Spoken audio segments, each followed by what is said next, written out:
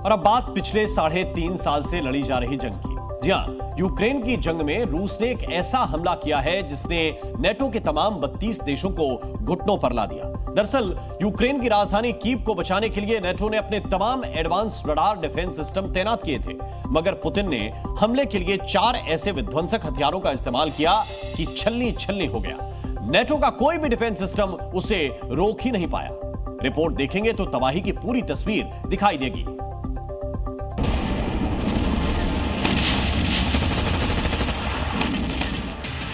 पहला हमला,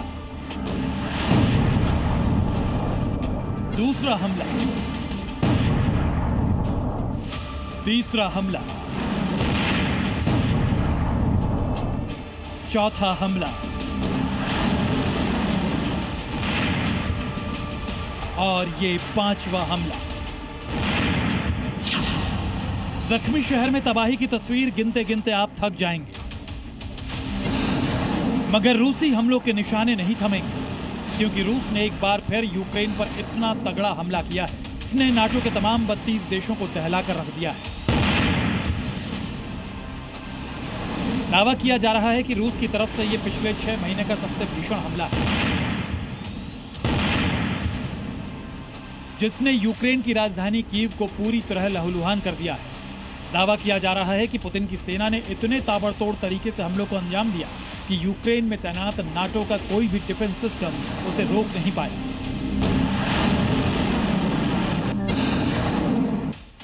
अब सवाल यह है कि पुतिन ने आखिर ऐसे कौन से हथियार का इस्तेमाल किया, कैसे नाटो का एडवांस डिफेंस सिस्टम घुटनों पर आ गया, और सवाल यह भी कि क्या नाटो के पास यूक्रेन को बचाने का कोई रास्ता नहीं है। तो इन सवालों का जवाब आपको दें, उससे पहले ये जान लीजिए कि आखिर रूस ने इतना भयानक हमला किया क्यों। दरअसल ये हमला ऐसे वक्त पर हुआ है जब अमेरिका के राष्ट्रपति डोनाल्ड ट्रंप यूक्रेन को एडवांस हथियारों की खेप भेजने की तैयारी कर रहे हैं। इसके लिए ब्रिटेन और जर्मनी की अध्यक्षता में नाटो की अहम बैठक होने जा रही है। बस इस मीटिंग से पहले ही पुतिन ने अमेरिका को ट्रेलर दिखाया है। आपको बता दें कि रूस ने इस हमले के लिए अपने कई खतरनाक हथियारों का इस्तेमाल किया।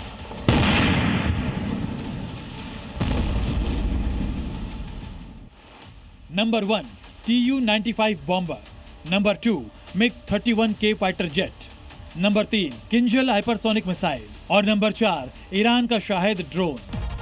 दिल्ली से बिहार तक वोटर लिस्ट रिवीजन के मुद्दे पर घमासान, संसद परिसर में विपक्ष का प्रदर्शन, पटना में आरजेडी की नारेबाजी।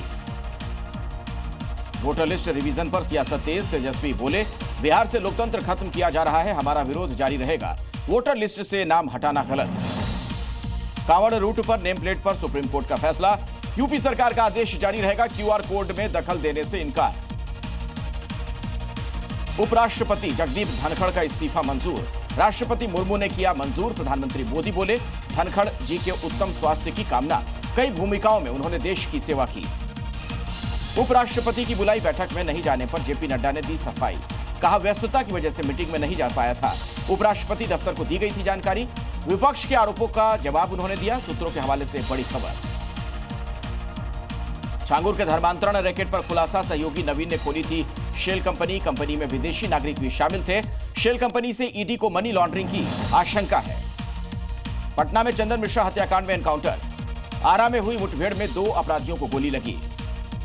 अमेरिका से अपाचे हेलीकॉप्टर की खेप मिली, सेना में पहली बार शामिल होंगे अपाचे। सबसे घातक हेलीकॉप्टरों में शुमार है अपाचे हेलीकॉप्टर।